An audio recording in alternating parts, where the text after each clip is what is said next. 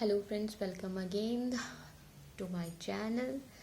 So let's start with the second video of global positioning system, जिसमें मैं बताने वाली हूँ ट्राइलेट्रेशन मेथड होता क्या है और कैसे ग्लोबल पोजीशनिंग सिस्टम जिसके द्वारा हम आप कहीं भी पृथ्वी पर अपनी टाइम और लोकेशन को ज्ञात कर सकते हैं, यानी हम देख सकते हैं कि हमारी लोकेशन कहाँ है, हम पता कर सकते हैं। तो ये जो मेथड है, जो सिस्टम है, ये कैसे वर्क करता है। तो देखिए, global positioning system as the name suggest, global positioning system यानी ग्लोबली पूरी ग्लोब पर अपनी पोजीशन को किसी सिस्टम के द्वारा पता करना, that is global positioning system. अब ये करता क्या है, जैसा कि मैंने आपको बताया कि एक क्लस्टर ऑफ सैटेलाइट है जो अर्थ से 20,200 किलोमीटर यानी मीडियम अर्थ ऑर्बिट में क्लस्टर ऑफ सैटेलाइट प्लेस कर दी गई हैं। ये सैटेलाइट कंटिन्यूअसली जीपीएस रिसीवर को अपनी लोकेशन और अपना टाइम सेंड करती रहती हैं इलेक्ट्रोमैग्नेटिक वेव्स के फॉर्म में, यानी रेडियो वेव्स के फॉर्म में ये कंटिन्यूअसली सेंड करती हैं। और ये जो कंटिन्यूअसली सेंड करती हैं सिग्नल, इनकी स्पीड होती है लाइट की स्पीड के इक्वल। ओके, तो यानी हमारे पास स्पीड आ गई, ठीक है। अब हमें जो कैलकुलेट करना है वो क्या करना है, हमें डिस्टेंस कैलकुलेट करना है। अब डिस्टेंस कैलकुलेट करने के लिए हमारे पास एक फॉर्मूला होता है, हम जानते हैं distance is equals to speed into time. Okay, तो यानी हमारे पास अगर दो वेरिएबल ये जो है ये नोन है तो हम डिस्टेंस का पता लगा सकते हैं। तो हमें करना क्या है, हमें एक चीज़ को ध्यान में रखना है कि हमारे पास कितने वेरिएबल्स हैं जो नोन है या कितने अननोन वेरिएबल हमें पता करने हैं, ठीक।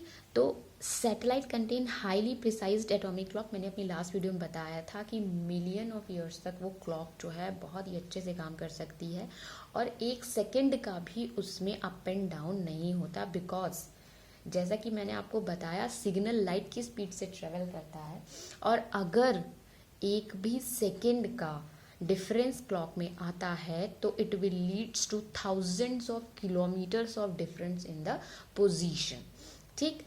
तो बहुत ही प्रिसाइज क्लॉक होती है। It continuously send its current location and time to GPRS receiver, ये मैंने आपको बता दिया है। For perfect location receiver and satellite clock should be in synchronisation, यानी हमारे पास जो जीपीएस रिसीवर है उसकी क्लॉक, उसमें लगी हुई क्रिस्टल क्लॉक हम कह सकते हैं, वो डिपेंड करता है आपके पास किस तरीके का रिसीवर है, और जो सैटेलाइट के पास जो एटॉमिक क्लॉक है उन दोनों का टाइम सिंक्रोनाइज होना बहुत ज़रूरी है, ठीक है, जिसके बेस पे ये ट्राइलिट्रेशन मेथड काम करता है। तो होता क्या है कि देखिए, एक छोटा सा एग्जांपल मैं लेती हूँ कि अगर आपके पास कोई ऑब्जेक्ट है, उससे आपको दूरी वहाँ पता करनी है, लोकेशन, उसकी लोकेशन पता करनी है, तो अगर आपको उससे उसकी दूरी पता है तो आप उसका लोकेशन इजीली पता कर सकते हैं, ठीक।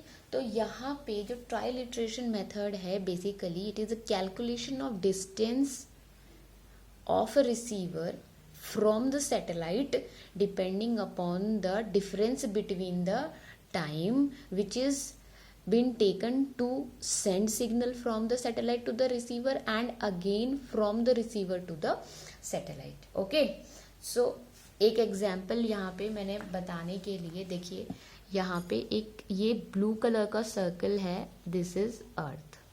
ओके, अब ये अर्थ से ये सैटेलाइट कुछ दूरी पर स्थित है, दूरी पर यानी मीडियम अर्थ ऑर्बिट में ये सैटेलाइट स्थित है, ठीक है।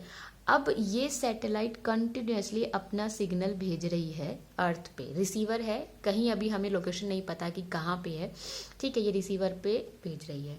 तो अब ये देखिए, अगर अर्थ पे किसी भी पॉइंट पे है तो जो सैटेलाइट का जो ये कवरेज है, ये कवरेज ही हमें बताएगा कि रिसीवर कहाँ पे है। अगर ये सैटेलाइट की जो डिस्टेंस है, ये कितनी रेंज कवर कर रही है, सैटेलाइट कितनी रेंज कवर कर रही है, ये हम इस तरीके से पता लगा सकते हैं कि if this is the coverage of the satellite and this is the circle, then if ये जो रेडियस है तो इस रेडियस के बेसिस पे जो सर्कमफ्रेंस है इसमें कहीं भी हमारा रिसीवर हो सकता है, ठीक।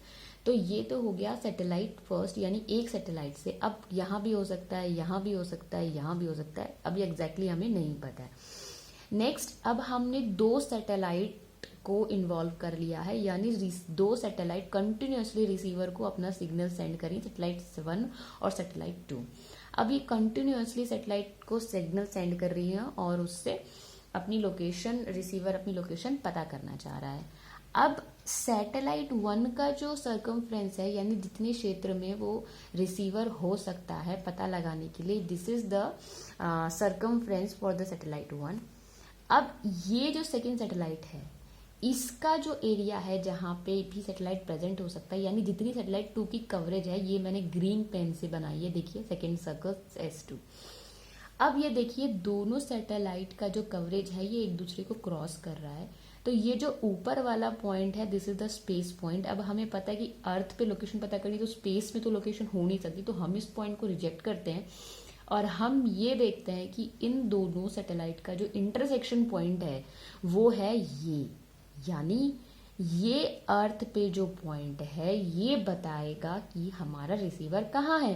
तो हमारे रिसीवर जो है, जीपीएस रिसीवर को उसकी लोकेशन नोन हो सकती है with the help of 2 satellite. ठीक है, तो अगर t is the time taken to send the signal with the speed of light, या हम कह सकते हैं t1, and t2 is the time taken for the signal, यानी कितने t2 टाइम में सिग्नल वहां पे रिसीव हुआ।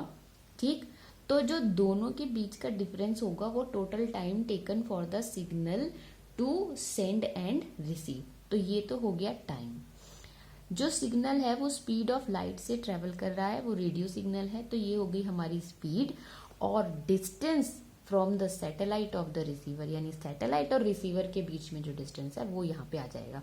इसी तरीके से हर एक सैटेलाइट के लिए हम कैलकुलेट कर सकते हैं। ठीक, तो हर एक सैटेलाइट के लिए जो डिस्टेंस है अल्टीमेटली ये पता कर लेगा कैलकुलेशन करके कि हमारा रिसीवर, दोनों सैटेलाइट के बेसिस पे हमारा रिसीवर कहाँ पे है। लेकिन जैसा कि मैंने आपको बताया कि एग्जैक्ट लोकेशन को पता करने के लिए सिंक्रोनाइजेशन होना चाहिए रिसीवर के बीच में, यानी रिसीवर, जीपीएस रिसीवर के बीच में, उसकी क्लॉक के बीच में, और एटॉमिक क्लॉक जो कि सैटेलाइट में है। लेकिन हमारे रिसीवर में लगी हुई क्लॉक इतनी ज्यादा प्रिसाइज नहीं होती है, कुछ ना कुछ टाइम ऑफसेट उसमें रहता है। तो इस टाइम ऑफसेट को ओवरकम करने के लिए अगर हमारी जो रिसीवर की क्लॉक है वहाँ पे ये जो टाइम हमने जो कैलकुलेट किया है, अगर हम इसको t से रिप्लेस कर देते हैं, फॉर एग्जाम्पल कि t टाइम लगा सिग्नल को सेंड और रिसीव होने में, लेकिन अगर हमारी जो रिसीवर की क्लॉक है उसमें कुछ ऑफसेट है और वो ऑफसेट नहीं हमें पता है कितना है, लेकिन मैं वो ले लेती हूँ, वो ऑफसेट अल्फा है। ठीक है, तो ये जो इक्वेशन है यहाँ पे ये जो सिंगल वेरिएबल है, अब इस सिंगल वेरिएबल की जगह हमारे पास हो गए 2 वेरिएबल। ठीक है, तो 2 डायमेंशनल अगर कोऑर्डिनेट की बात करें तो अगर हमें एक्स वाई चाहिए तो ठीक है, हमारा एक काम जो है, 2 सैटेलाइट है, 2 इक्वेशन आएंगी, 2 इक्वेशन से हमारा काम हो जाएगा। लेकिन अब ये जो तीसरा वेरिएबल है इसका क्या करेंगे, इसके लिए हमें एक थर्ड इक्वेशन चाहिए। थर्ड इक्वेशन यानी एक तीसरी सैटेलाइट हमको भी जरूरी है, जिससे कि हम इस अल्फा या टाइम ऑफसेट का पता लगा सके। तो इसीलिए कम से कम 3 सैटेलाइट्स हमें यूसेज में लानी है अगर हमें किसी भी जीपीएस रिसीवर की लोकेशन को पता लगाना है। तो देखिए ये सैटेलाइट S1 ये इसका कवरेज है रेड कलर से, ये सैटेलाइट S2 ग्रीन कलर से इसका कवरेज है। तो दोनों का इंटरसेक्शन हम देख चुके हैं यहाँ पे। अब ये तीसरी सैटेलाइट जो कि टाइम ऑफसेट को कवर करने के लिए यूज हुई है, ये इसका कवरेज है। और ये जो तीनों आके एक पॉइंट पे इंटरसेक्ट कर रही हैं on the earth, this is the point where the receiver is located, यानी इस पॉइंट पे जो है रिसीवर लोकेटेड है। ठीक है, तो यानी यहां तक हमें ये पता चल गया trilateration method, distance is equal to speed into time, और किस तरीके से ये कवरेज को लेकर और रिक्वायरमेंट इसकी क्या रहती है, कैसे सिग्नल सेंडर रिसीव होता है, उस पर डिपेंड करता है कि आपका रिसीवर कहाँ पे है। लेकिन एक और चीज है, ये जो मैंने आपको पिक्चर दिखाई ये 2 डायमेंशनल है, ठीक है, लेकिन अगर आप स्पेस की बात करें, अगर आप रियल टाइम की बात करें तो वहाँ पे ये सब होता है 3D कोऑर्डिनेट्स में, यानी 3 डायमेंशनल कोऑर्डिनेट में। और अगर 3 डायमेंशनल कोऑर्डिनेट्स में हमें सारी चीज़ें पता करनी है, लोकेशन और टाइम, तो हमें 4 एट्रीब्यूट्स की ज़रूरत पड़ेगी, और वो एट्रीब्यूट्स हैं longitude, altitude, latitude and time. And for these 4 attributes we have to use 4 satellites minimum for a single receiver position। यानी एक सिंगल रिसीवर की पोजीशन को पता करने के लिए कम से कम 4 सैटेलाइट का यूज होता है। ठीक, तो ये चीज तो क्लियर हो गई ट्राइलिटरेशन मेथड क्या होता है, और इस ट्राइलिटरेशन मेथड में हम 4 सैटेलाइट का यूज करके हम ये पता लगा सकते हैं exactly precisely what is the position of the receiver on earth. ठीक, तो आई होप ये आपको ट्राइलिटरेशन मेथड समझ में आया होगा, और ये पिक्चर भी क्लियर हुई होगी कि एग्जैक्टली होता क्या है ट्राइलिटरेशन मेथड, और हम क्यों एक सैटेलाइट से नहीं, हमें 4 सैटेलाइट्स चाहिए अपनी ग्लोबल पोजीशनिंग सिस्टम में जीपीएस रिसीवर या रिसीवर की पोजीशन को पता लगाने के लिए। कुछ एरर्स भी आती हैं इस सिस्टम में। अब वो एरर्स क्या हैं और क्यों आती हैं ये हम देख लेते हैं। सबसे पहली एरर आती है प्रोपेगेशनल एरर। देखिए हमारी जो अर्थ है उसके चारों तरफ एक लेयर ऑफ एटमॉस्फेयर है, और जिसमें वेरियस लेयर्स हैं, आइनोस्फीयर, स्ट्रेटोस्फीयर, ट्रोपोस्फीयर, मेसोस्फीयर। ठीक है, अब ये जो अर्थ की जो ये डिफरेंट लेयर्स हैं, तो जब सिग्नल आता है सैटेलाइट से रिसीवर की तरफ, इस अर्थ के जो लेयर पार्ट है, यानी जो डिफरेंट लेयर्स हैं, इनके अंदर जो चीज़ें प्रेजेंट हैं, जो भी आयंस, जो भी पार्टिकल्स जो भी प्रेजेंट हैं, तो उसकी वजह से थोड़ा टाइम डिफरेंस क्रिएट होता है, या आप कह लीजिए डिले क्रिएट होता है, जिससे कि इनएक्यूरेसी की प्रॉब्लम हो सकती है। तो दिस इज द प्रोपेगेशनल एरर, और इसके लिए इसको दूर करने के लिए एक सिग्नल, आप कह लीजिए एक रैंडम सिग्नल अलग से भेजा जाता है इसकी जो प्रोपेगेशन डिले है, इसकी एरर को दूर करने के लिए। Next is multipath error. तो आप जानते हैं कि अगर हमारा अब है, तो ऐसा तो नहीं है कि हम हमेशा ग्राउंड में बैठ के बात करेंगे जहाँ कोई ऑब्स्ट्रक्शन नहीं होगा।